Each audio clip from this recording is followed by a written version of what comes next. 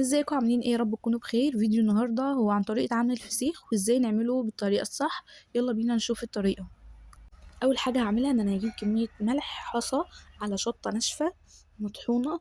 عايزين تحطوا بابريكا بتحمر السمك، في ناس بتحط كركم او كاري عشان السمكه تبقى لونها اصفر، ده عادي خالص. بعد كده بتجيب السمكه، في انواع سمك للفسيخ، في بوري وفي سمكه تانية انا معرفش اسمها.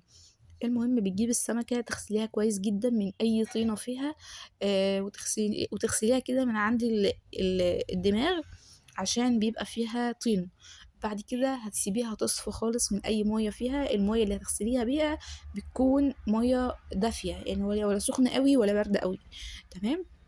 هتسيبيها تصفى جدا من اي ميه فيها. بعد كده بقى تعمليها، هتجيبي الخلطة اللي احنا عملناها دي وتبدأي تحشيها من عند الدماغ وتحطيها في العلبة او في الكيس او في اللي انت تعمليه فيها. وكل ما تحطي سمكة هترش عليها من فوق كده الخلطة. هتلاحظوا ان التصوير بايظ شوية، ولكن مش انا اللي بصور، اخويا اللي كان بيصور.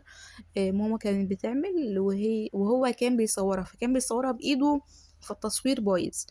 المهم ان انتي تتاكدي ان كميه الملح على السمك مظبوطه عشان ما يبقاش زايد في الحدق بتاعه او قليل، فظبطيه عشان يبقى كويس.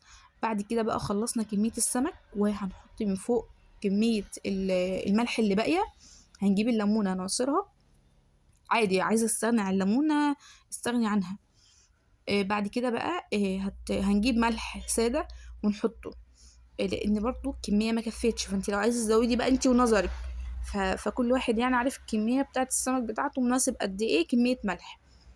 بعد كده هنجيب الملح الابيض اهوت زي ما قلت لكم، وهنحط شويه كده على الوش ونبدا نقفل. قبل ما نقفل هنحط زيت. الزيت فايدته ان هو بيطري السمكه من جوه. السمك ده احنا لما فتحنا عليه كان شكله حلو جدا، بس كان صراحه عايز طياب شويه، كان عايز السمنه كمان شويه. هو احنا كفي الصيف ممكن اسبوع في الصيف، انما احنا في الشتاء والجو برد، فعايز اقل حاجة خالص 25 يوم، 20 يوم بالكتير. تمام. بعد كده بقى هنقفل عليه ونحطه في شوية اكياس كده. كتري له اكياس وخدي وانت بتعملي الاكياس دي، خدي الهوا بتاعها، يعني متخليش فيها هوا. بعد كده بقى تحطيه في الاكياس وتقفلي عليه. هنا بقى كانت ماما عمالة تحطه في اكياس كتير قوي.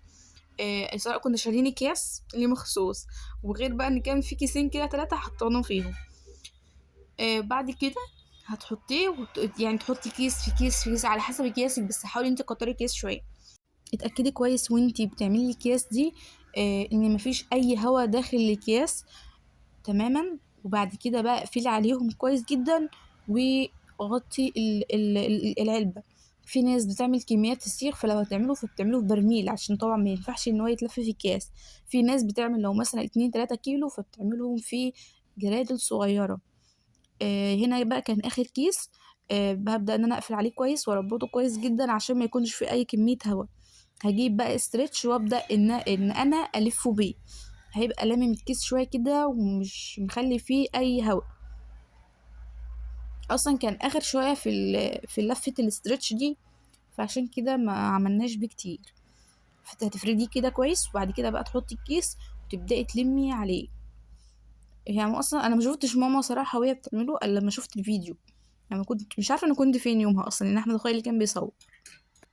هنا بقى بعد ما قفلته كويس جدا وياخد هواء، وبعد كده بقى احطه في العلبه ويقفلوا عليه ولمده 18 يوم. احنا فتحنا عليه. ده كان شكل السمكه بعد ما اتنضفت كده واتفتحت، كان شكلها حلو جدا رغم انها كانت ناقصه طياب. هنا بقى كان شكلها، وعلى فكره كانت فيها بطارخ. وبس ده فيديو النهارده.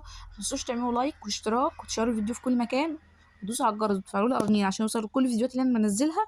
واشوفكم في رعايه الله.